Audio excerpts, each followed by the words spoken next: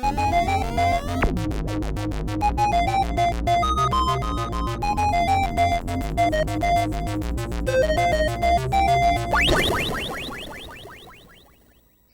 and Robots, episode 89. The robot's not here today.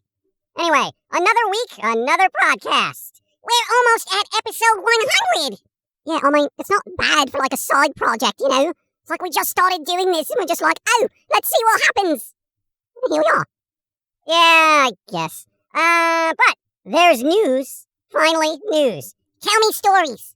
Bruce Campbell, yep, that one, is going to be in a movie called Black Friday, where he and a group of retail workers are trapped in a store by a bunch of zombie shoppers. Kind of.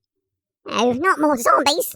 Well, apparently an alien parasite turns people into murderous creatures or something, so it kind of sounds like zombies, but could be something else. I'm gonna say space zombies. Well, honestly, who cares? 'Cause Bruce Campbell is in it, so that's an instant watch for me. In other spooky news, Cassandra Peterson, the actor who plays Elvira, has released a memoir book thing, and within it has detailed that she's been in a relationship with another woman for the last 19 years, I think.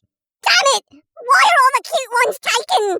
Yeah, well, now you know how every other woman feels when they see a gay guy who looks really cute, and it's like, sorry, this avenue is closed. So, but anyway, so good for her for bringing things to light and finally being comfortable with it. I don't know why it took 19 years. Let people know. You know, I mean, I honestly am not surprised, you know, for two reasons. One, she's a bit of an icon amongst the LGBTQ plus community, right? And frankly, if I had that many men obsessed with me, I'd be pretty sick of them by now as well, you know? I'd be like, no thank you, yeah, I'm done with everyone here, I'm going elsewhere. You know, we were just talking about the LGBTQ plus everyone's not having a lot of horror in our last podcast, but now they have Elvira, and that's a huge horror icon. Both of them. Yeah, so there you go.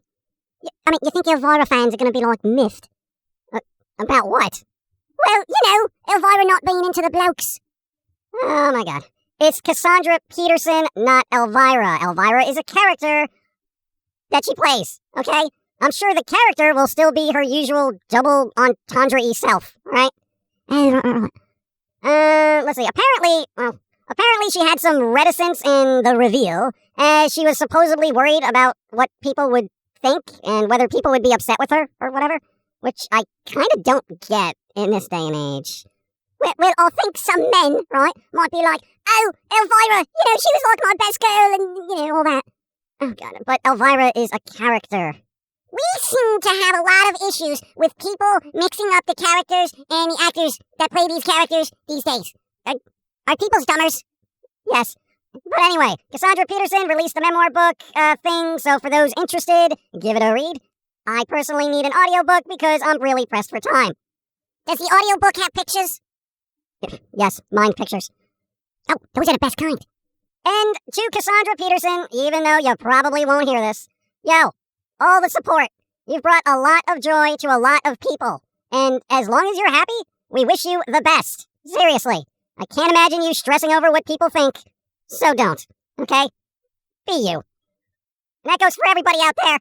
Agreed. You know, she gets all my support. Even if my chances with her are now at 0%. Dude, they were always at 0%. No. They were at 0.01%. Now it's at 0%. It's been wiped clean. No chance. Giant goose egg of chances right there. But you know what? I'm okay with that. But I will say, I am eager to see where fanfiction goes now for Elvira. What? Well, I mean, fanfiction. Elvira and Vampirella. Elvira and Morticia Adams. Elvira and Lily Munster. Elvira and Lady Death. No, Elvira and Betty Page. Wait, no, Elvira. All right, okay, I get it. All right, I didn't even think about that. Oh, look what you did. So, Elvira fanfic now will have more ladies in it? Question mark. Elvira and Marceline the Vampire Queen with Princess Bubblegum. Take my money. Oh, God. Moving on. The Lost Boys series got canned in favor of a Lost Boys reboot movie featuring some actors from Stranger Things or whatever. It's not gonna be good unless Saxophone Guy is in there. Internet petition for Saxophone Guy. Make it happen! Saxophone Guy! It's not Lost Boys without Saxophone Guy. Oh. Beavis and Butthead Do America is getting a Blu-ray release. Does that really need a Blu-ray release? I mean, come on. Well, I don't know. It was kind of like a time capsule of a show from the 90s that was really poorly animated, yet still made it huge. You know, it was dumb, fun, but still had some sophisticated humor to it. You know, usually when it came to the music videos.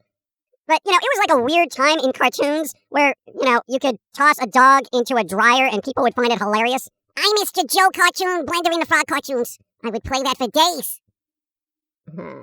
Anyway, yeah, back then you could pretty much do whatever you wanted. But now, you know, you say the wrong word and people are all like, cancel! So, personally, I like looking back on those times when expression was a bit more free. And people didn't take that expression so seriously. And if they did, nobody cared. Which brings me to my brainstorm of ideas, comic books. Yeah, tell everyone about the comic book thing. Since all platforms are very poopy when it comes to what is considered suitable, I say, why destroy my body in trying to animate everything I want to write about, only to have it removed from platforms, or demonetized, or destroyed, or stolen, or kicked in the kidney, or complained about, and then Cheese Whiz dries up, and we're left with crusty. Okay, go on. Oh, so I said, comic books. It is a medium where we can be free to do what we want to do. Write the stories I want to write. And doodle what I want to doodle. Without having to worry about if a cartoon thigh is going to ruin our lives. Yeah, I mean, it's getting stricter out there. You know, everything's so arbitrarily enforced, but when it is, it's really enforced. It's like, oh, all right, get off my platform, bro. And I'm like, but I was here for a decade, and you know, they don't care. Yeah, whatever. Yeah, with all the crap going on various platforms still, creating how we want to create and expressing ourselves the way we want to has become increasingly difficult, to say the least. So, even though we're going to keep animating stuff like rants and cartoons and all that, all the good stuff, nudge, nudge, wink, wink, say no more. Oh, God. All the good stuff will probably end up in the comic books. Well, define good stuff. Well, there's that new character that's popped up on the socials. Oh, right, the goth girl.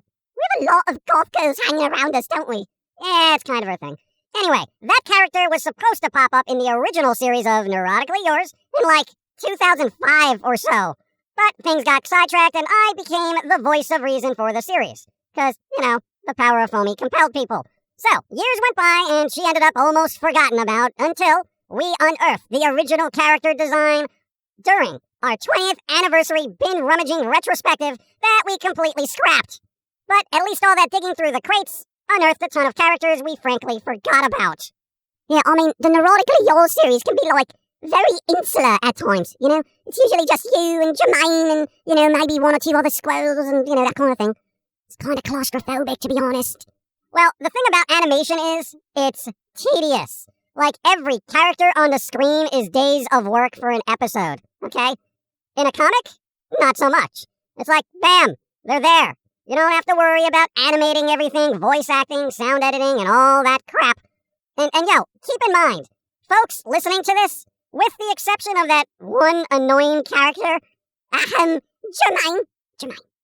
Yeah, one person has done the animation, writing, voice acting, sound editing, artwork, merch design, web design, music production, directing, producing, and so on, and so on, and so on.